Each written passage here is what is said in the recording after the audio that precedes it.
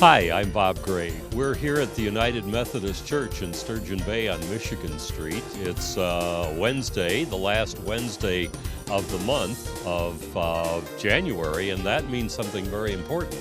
We're with Ken Boettcher. Ken, what does that mean? Well, for a long time it has meant that it's Lumberjack supper night. And so we are here today to carry on a long tradition. 77th serving, we believe, of the Lumberjack supper began back in 1935. And so as well as serving what we think is a great meal, we are also carrying on a great tradition. I know you weren't here in probably 1935, but who was? Do you know? And who got this whole thing started? The tradition is that it started with a gentleman called, his name was Cheeseman. And back in the 30s and the 40s, a lot of the men from Sturgeon Bay worked on the Great Lakes on ships. And so, January, February, probably already December that day, they were all home, and men had to find ways to have fun and get together. And so Mr. Cheeseman got churchmen together, and they did a lunch. And the lunch evolved into a church supper where, again, a lot of men participated. In fact, one of the early cooks for the Lumberjack supper was a gentleman who cooked in a ship, or on a ship in the Great Lakes. Okay. And so he took over at least the early cooking responsibility. How many people do you have working at this event? I don't even know, but lots and lots and lots. I don't stop to count, but we have 10 teams in the dining room of probably 5 people each, so that's 50 people. We probably have 8 in the kitchen serving the food, putting it out. We have a coffee team in the back room here, and a pot washing team, and we have a dishwashing team, and we have a pie team, and we're looking at probably 70 to 80 people. And how many people come to this event? You've got a lot here, right? We have had as many as 825 that we have fed about 4 years or so ago, and probably the low is about 700 typically. That's a low, huh? That's the low in recent years. But I was looking at some files just in the past week, prepping some information, and now I'm going to have trouble quoting which year, but say back in 1950, and this is in the old church, they served like 598 people, and that had to be quite an operation to run that many people through the old church building. I have not been through that church, but I know it's a lot smaller than this one. Yes, and in fact, the Lumberjack supper has part of its history is that because the men started this Lumberjack supper and only had the back of the church sanctuary, you might say, to serve it in, which was their fellowship hall, they decided to build a basement under the old First Methodist Church. And so literally 100 men were rounded up to, with pick and shovel, dig out the basement under the old First Church to create a fellowship hall space that then they moved the Lumberjack supper into. Wow. And that was back in 1949 they did that. And so right after that, this number of 598 I just quoted was like in 1950 or 51. So it enabled them to serve a lot of people. Mm-hmm. And I mean, that would even be a lot here. But we have the ability to seat 200 people at one time. And so we can do 3 to 4 servings, which gets us up into that 700 level. Yeah, and I noticed that it's always done family style. And so you get the people to come in and sit down at all the tables. And it seems like it takes a little bit at first. You get one table going, and then the next, and then the next, until you've got all 10 tables going. And boy, there's really some efficient service there. Well, we try to be efficient. It's important, and we found out, and with your help, because you're one of the team that brings people in, although technically we start at 4:30, we have people waiting in the church sanctuary from about 3:30 on to be served, and so we have decided to take them early and to get it going, which then saves us that drag or that bulge that we have later on in the evening. So last few years we've been quite efficient at getting people in fairly promptly. Yeah, it seems like it's gone faster in the last couple of years. Just by a 10-minute head start, it just reduces the bubble. It takes it out of there, and it's really nice. We're moving up in time a little bit now. We have Mel Henricks with us. Mel was the former minister, and you came after Ken Boettcher, right? That's right. I like your outfit. I think that is very distinguished. Well, I figure that we need to have a little class around this place, so I'm trying to add whatever I can to that. But So you're kind of the maitre d'. That's not a dentist in the background, by the I way. was wondering about that. Well, Say add some class to the place. yes. Ouch, boy, I can feel that already. Now, Mel, you're pretty much responsible for seating people at all these tables around here. How do you manage to do all that? Well, I work cooperatively with Joe Mitchell. He's at the table where the folks come in, and we have a system of hand signals that basically are how many places there are available at a table. And I give him that signal of how many people he can send down to me, and then he simply asks the people to go where I am so that we can get them seated at the right table. And most of them follow his directions, or do they? Yes, unless, of course, they find someone that they know in the meantime, and then... Okay. Boy, that's going to blow us away, I think. I say we need some class around here. Yes. We're talking now to Josh Van Lieshout. And Josh, you have the very distinguished honor of being in charge of the pies. I do, and quite frankly, I don't know what I did to deserve that honor, but I think it's the best place to work for the Lumberjack dinner. Well, that's great. There's a show on TV, of course, the Cake Boss. And have you ever considered yourself as the pie boss? No, not really. I have to defer to Mark Holey for that. Unfortunately, Mark is out of town this week working, but he is the pie czar. And Mark left very specific and very detailed instructions as to how to conduct the pie room. So I'm really just a tool of Mark tonight. I see. Can you give us some of that secret information? Oh, well, gosh, it starts with this. If anybody sees a lemon meringue, you hold that aside for the workers at the end of the meal. Mm-hmm. Quality is important, but you should have to cut every pie into 8 pieces. Okay. Always 8, not 6, not 9. Unless you're really, really hungry. Unless you're really, or if I suppose maybe it's a small pie. But okay. Or it's a member of the staff. that's right. Because there are losses. Well, certainly. Yeah, every now and then something falls onto the table. A really good kind. That's right. The kind of losses that add pounds. Yes, but I'm sure none of them add any pounds. No. It's hot back there, so you keep moving. You got to hustle. There's a lot of folks to serve, and nothing sticks around too long. Sure. Well, I remember many years ago working, at this event, and the guys back there. You're right about the lemon meringue pies because they really protect those back there. I remember trying to get one time, and I just about got my arm cut off. That's right. Well, that's exactly. In fact, I've already had a few folks ask, "Has anybody brought the lemon meringue yet?" And no, it's kind of the mystery pie maker. We don't know who makes it. It just shows up every year, and that's good. It is. What kind of pies do you have there? Besides, of course, the famous lemon meringue. Coveted. We have cherry, of course, apple, Dutch apple crumb, and then of course the pumpkin. And there's a few pecan pies that those will get out, but there's not too many of those. So. Yeah.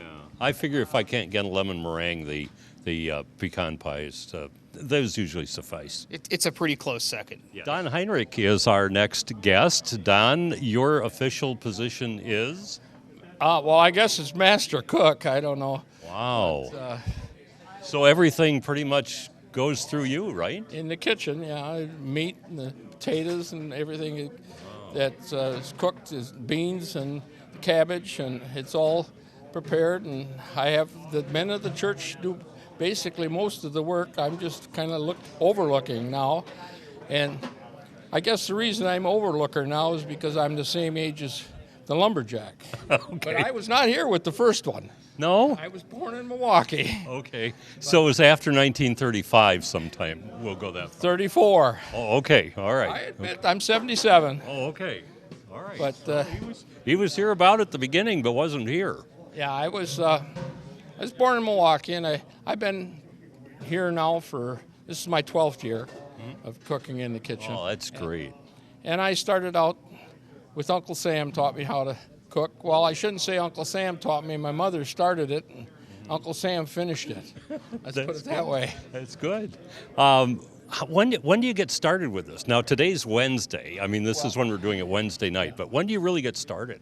On Monday morning, we have to get all the dishes and the roasters and all the equipment that we have stored away for the whole year, the pots and pans that are all stored out in the storage. Well, that has to be all hauled in, and things get to set up the things for the lumberjack. That's the day. That's Monday. Mm-hmm. And then Tuesday, the gentlemen all come in and peel potatoes and cut rutabaga and cabbage. And Tuesday morning, we cook the meat. We're here at 6 o'clock in the morning. Wow. Tuesday, and this morning I was here at 6 again to get the potatoes ready so they could be boiled. Now, I think the interesting thing here for people to know is that nothing is pre-cooked. I mean, nothing comes out of a box, right? No. The seasoning comes out of the box. No, the potatoes are fresh potatoes. The rutabagas are fresh. The cabbage is fresh. We buy it all up at Connolly Foods. It's all fresh. Does this remind you of your old military days of having to peel all those things? Well, yes. In a way it does. I was listening to it. I set my clock radio for 5 o'clock in the morning so I can get here by 6. And the first morning it went off, it reminded me of being in the service because they played a Sousa March on the radio. The first Wasn't thing in the that morning. nice? Yeah, that was real nice of them. But that woke me up Tuesday morning, and today I got woke up the same way. Well, that's great. I remember, I think the accompaniment I used to face was garbage can covers coming together. Yeah. That also worked pretty well, but I like the Sousa March better. Yeah, well, that's woke me 2 days in a row, and I think that's about enough of the getting up that early. I usually get up by 6 anyway, but that extra hour, I think that extra hour really you get to sleep. Well, I can imagine. Well, how many, and you say you've been doing this for 12 years? This is my 12th. 12 years. That's a long time to be doing that. And I'm starting to break in some of the younger fellows that are just finally retiring in their 60s and younger than you are even. Oh yeah. We're getting these guys that are 60, 65 to start cooking and doing their thing. So maybe one of these days I can run around the dining room and play waiter. Well, our next guest, we're going through the lineup here of the former ministers. I don't know of anybody before that, but this is Joe Mitchell, and Joe is our current minister, and he always comes to church every Sunday, just about like this, in his lumberjack outfit.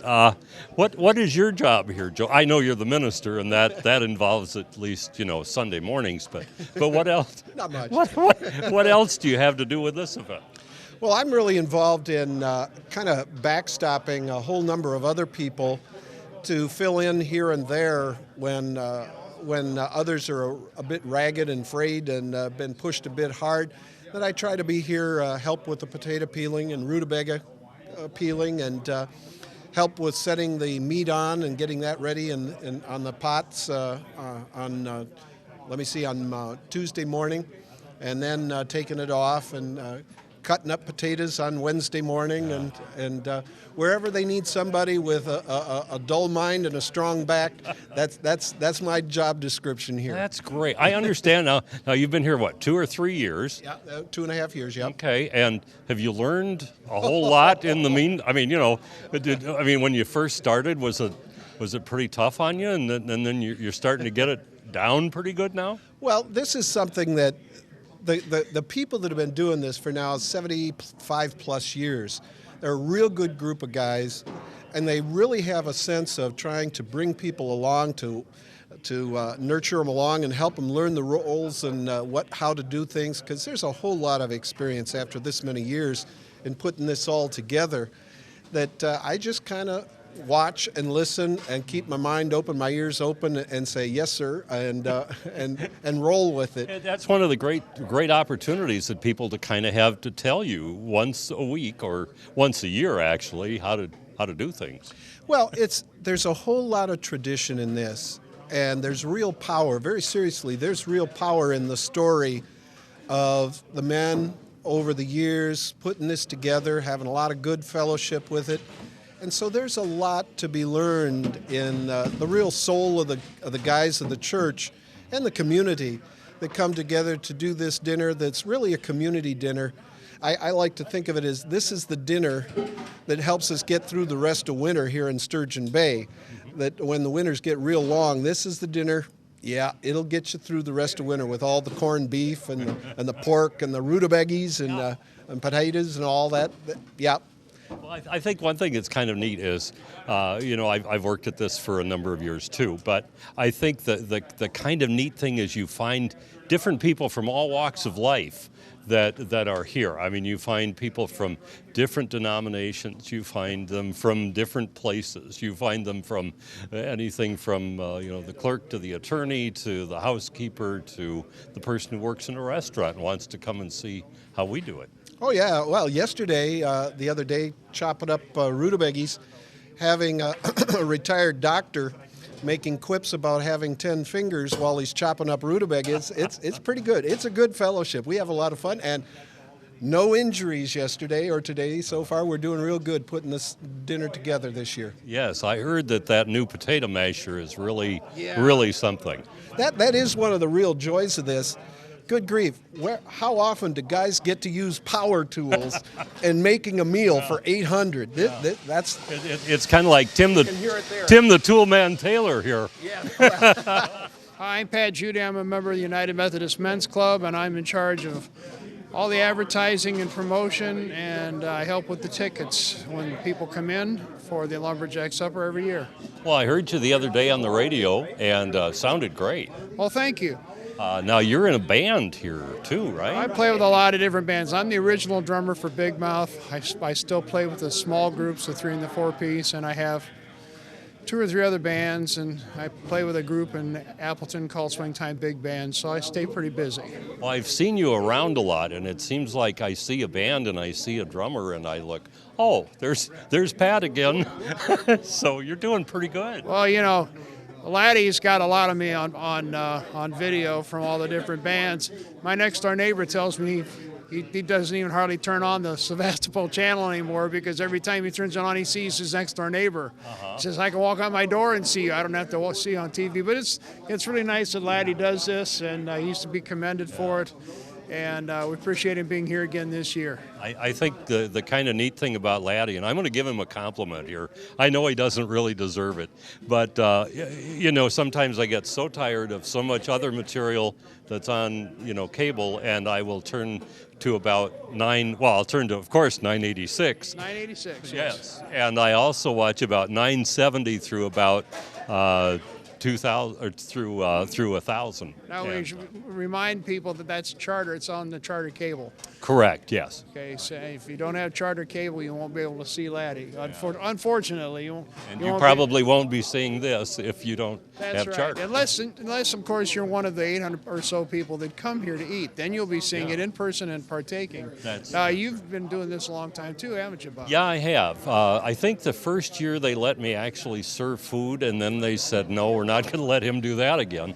So after that, pretty much, what I ended up doing was just taking the tickets and calling the numbers. Well, I'll tell you, that's an important thing because the people sit in the sanctuary waiting to hear those numbers. When they come in, they give us their tickets at the table, and we give them a number. And then they wait to hear their number called by you, through the PA system in the sanctuary, and that's how they know when to come in. Hopefully they hear me. In a lot of cases they go, I can't hear the numbers. Oh, believe me, since we've got the new PA system and when we redid the sanctuary, they hear you very well. It has made a difference. That radio voice is, a couple of radio voice guys, we get our point across. Well, we're certainly made, or at least I know I'm made for radio and certainly not television. Well, so. I don't know. You looked a little taller on the radio. Yeah, I do. Yeah, people always figure maybe I'm a little bigger than I really am. And I really mean this. Thank you, Laddie Chapman, and everybody enjoy.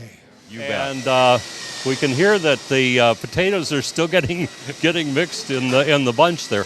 Are you with Boy Scouts? I'm not in Boy Scouts anymore. I used to be. I'm just here because I'm in confirmation. Okay, and give us your name, please. I'm Brad Stokel. Okay, and your name? You obviously are in the Boy Scouts. Bailey Callan. Very good. And what do you guys do? And first of all, we need to know what pack you're with. 1022. Okay. And what do you guys do here? Do you work with the food, or are you mostly delivery, or Delivery, we're waiters. what's your favorite part of being here? That we get to eat at the end. That's my favorite part too. I always like that part of it. Well, that's great. And do you guys both go to school here in Sturgeon Bay? I go to Sevastopol School. And you? I go to Southern Door. Southern Door. Okay. Well, that's great. You guys have come from a long way then, north and south, to come here and help us with this event. What's your favorite meal here that you like? You said that you liked eating at the end. I'd say the pumpkin pie. Yeah, I think you're right. Those are very good. Jerry Krause is not a minister. He's one of the few that has not been a minister here at the United Methodist Church. But Jerry, I understand you have been a minister at a number of churches. Oh, I did 40 years like that. The last area was in the Beloit and Rockford area, where we were for 20 years. So, yes, I have that kind of experience. But this is the biggest dinner that I've ever seen put on by any of the churches. So it's a big event for this group. Well, that's great. What's your job here? Well, I peeled rutabagas the other day, and now I'm here to wait on table. Okay. Well, we thank you very much for your assistance. And have you seen this event grow over the years? It's a great event, and it keeps on growing, and ticket sales are very important. Robert Fink, sitting over there, is the head of the ticket sales. You might want to talk to him. Okay, that sounds like a good plan. Jerry, thank you so very much. Robert Fink is our next guest here. Robert, I understand you have the all-important job of selling the tickets. Well, I do, but I get a lot of assistance from a lot of experienced people. Goes back decades. But I do number, all 800 of them, and it's a fun job. Mm-hmm. That's a lot. Are a lot of them sold at the door, or how do you distribute them? Well, most of them are sold ahead of time, because that's a big deal. You get them for $13. That's a lucky price instead of 14 at the door. The lucky 13. Yeah, Okay. yeah. And some are sold at the door, and we have some real pros who have handled that for many, many years. Yeah. But my more important job is to head up the enterprise to the left. I don't know if he... Yeah. I don't know if we can get over there. Maybe we can, and he can see what it says. Actually, I picked up a few years ago handling the so-called plate scraping. And it just ground on me to be called a plate scraper. So I thought we can do better than this. So we organized, and our operation is Post-Event Sanitation Reclamation Enterprises. Does it shorten up to anything, or is it just the RSRE? No, well, you're going to have to. Anyway. For the short ones, though, we have many degrees. The three of us, we have multiple degrees, and we just chose to list a few. And each of us has a PhD. We know what that stands for. What would that be for? Well, that's for the conventional doctorate degree. I see. Okay, I thought maybe it had a special engineering degree with that. Someone had desecrated it by saying it was like piled high and deep. I see. That seemed a little more appropriate maybe, but I didn't know. But TPC is another title, and that's Top Plate Connoisseur. I see. And ATPC, Assistant Top Plate Connoisseur.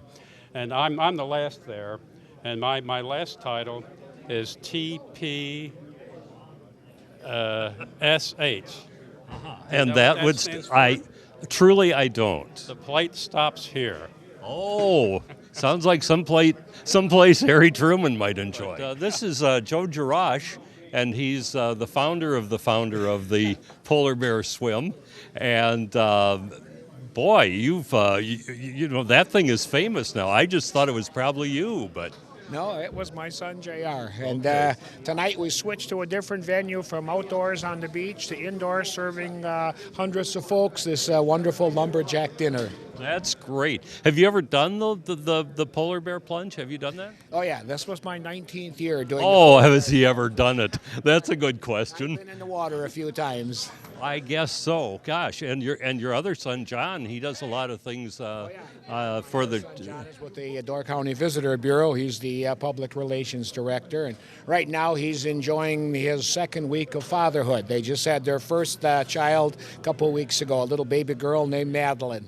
That's wonderful. And I watch him on TV a lot, and he clicks his fingers, and then he just disappears, which I don't think I can do that. But I've tried it myself. All I've got is a sore finger. Yeah, I know how that is. But gosh, well, it's so nice to have you. What do you do here? I mean, what's your job? What I am, my responsibilities here, I'm a table captain, which means I'm in charge of about 4 or 5 gentlemen and some scouts, making sure we get the food to the 2 tables that we're in charge of, and when folks need seconds, to make sure that we get them so that we send these folks away full, fat, and satisfied. Mm-hmm. I've never seen anybody leave here hungry. No, so I haven't either. And it's such a great meal, and there's such a nice camaraderie. I was asked to be a volunteer a few years ago. I'm not part of the Methodist Church, so I always jokingly say for one day I have to learn how to act Methodist, because normally I'm Catholic. But I just love the camaraderie here. I love meeting with the people, and I was just renewing some old acquaintances. This is something that I truly enjoy and look forward to helping out every year. So we could kind of call it our ecumenical dinner. Yeah, very good way to put it. Very good way to put it.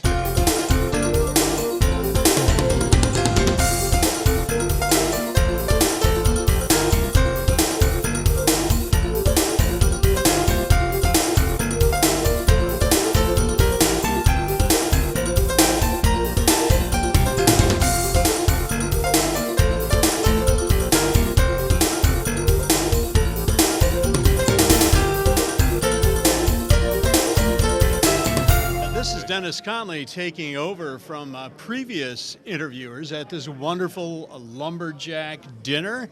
We're at the United Methodist Church here in Sturgeon Bay off of Michigan Avenue. Wonderful facility, great enthusiastic crew, and we're with Bob Gray. Bob, how's it going tonight?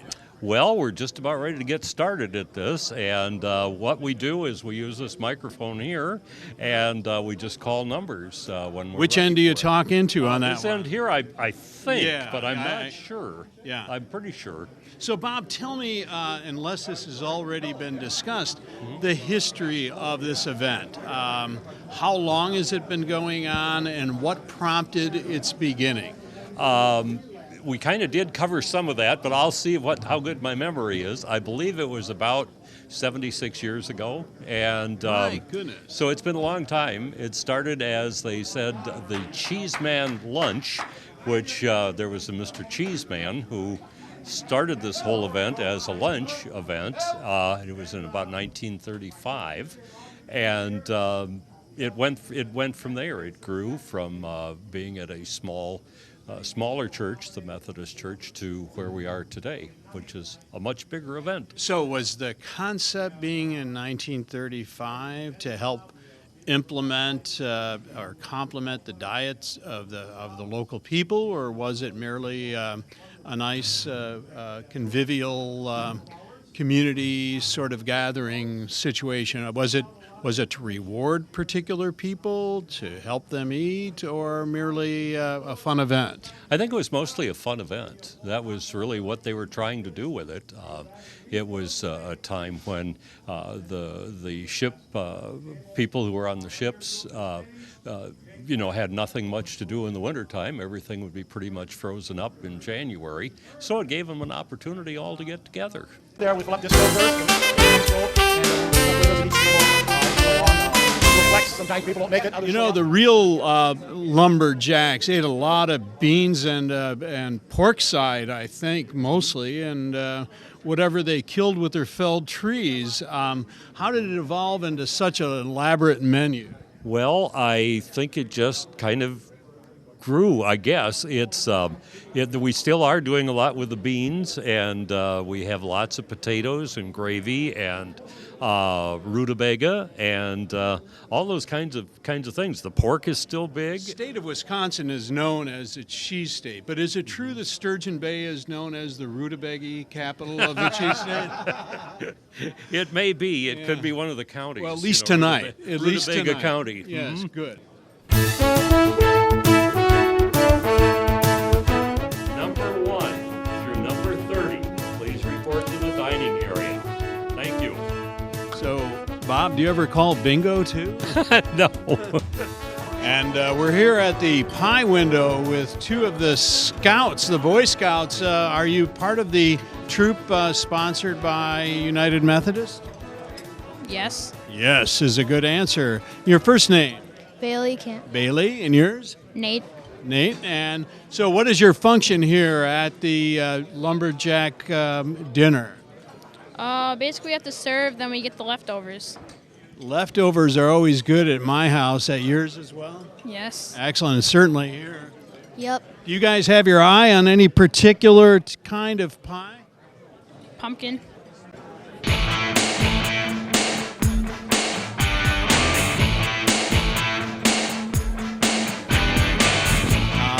Ma'am, how have you enjoyed tonight's dinner?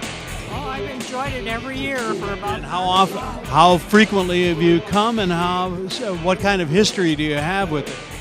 Well, I've been coming since we moved back here in 1978. My goodness, when the original Lumberjacks were waiting outside, and has the food been progressively wonderful? Oh, absolutely. And, looks like you're a good member of the Clean Plate Club, as my mother used to call it.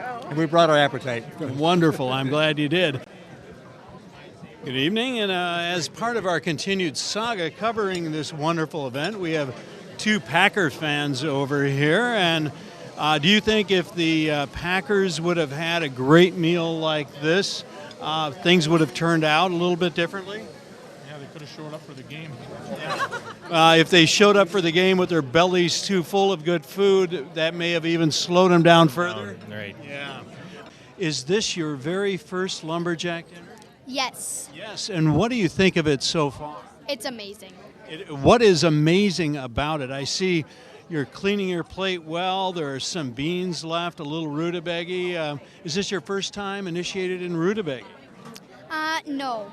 No. Well, that's good. You're a very versatile eater. So what is your first name? Emma. Emma. Emma is a very good name. And what is your job here tonight, Emma? Helping my mom. Your mom needs a lot of help, and I'm glad you're helping her. What exactly are you doing to help her? Whatever she asks? Yeah. Excellent. And so have you ever worked at a big party like this before? No. No, it's really good that you're here, Emma, and I hope you're enjoying the company of all these really nice people. I enjoy it a lot. That's it. And here we are with one of the other helpers at this fine dinner. Your name, sir? Steve. No. Steve, and I see you're well uniformed tonight, and I understand there's some real significance to your uniform and your involvement with the Scouts. Yes. Yes, and that might be? Well, I was the past Scoutmaster, and I've been to the National Jamboree. And where was that? Transportation in Virginia. Excellent, excellent. I have fond memories of the Scouts, and I really thank you for doing all you have done. You're welcome. So what is your function tonight besides helping the current Scoutmaster? Well, tonight I'm handling the corned beef and the pork. All right, so how are you handling it, Steve? Well, I'm picking up, getting a setup, setting the tables up, and when they need a refill, I refill it or return it, and I return it. And it looks like all the would-be lumberjacks are enjoying the full medley of fine foods. This is my 7th year of doing this now, and yeah, I've seen a lot of familiar faces through the years. Excellent, and they're happy to see yours, so thanks a lot. Barb, how many lumberjack dinners have you come to?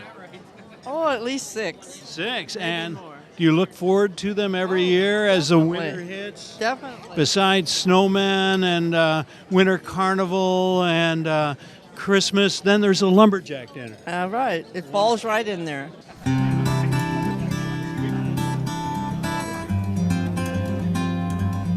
How often have you come to the lumberjack? Is this your first or? A lot. A lot. Her whole life? Her whole life, which is about 10 years? Yeah. Am I a good guess or what? Yeah. Whole life. You want to do that guess too? On 34? What a young grandmother. And at this 75th, I believe, Lumberjack dinner, the hall is full. People's bellies are full. They're full of good cheer for each other. They're enjoying this cold Sturgeon Bay night in the warm reception of the United Methodist Church 2012. Wonderful food was presented, great value, and wonderful camaraderie. Let's see you next year at the Lumberjack dinner at the United Methodist.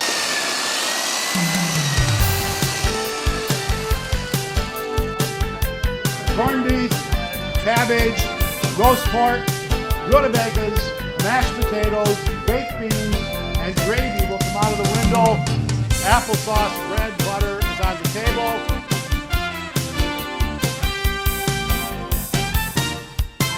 Oh, and there's pie.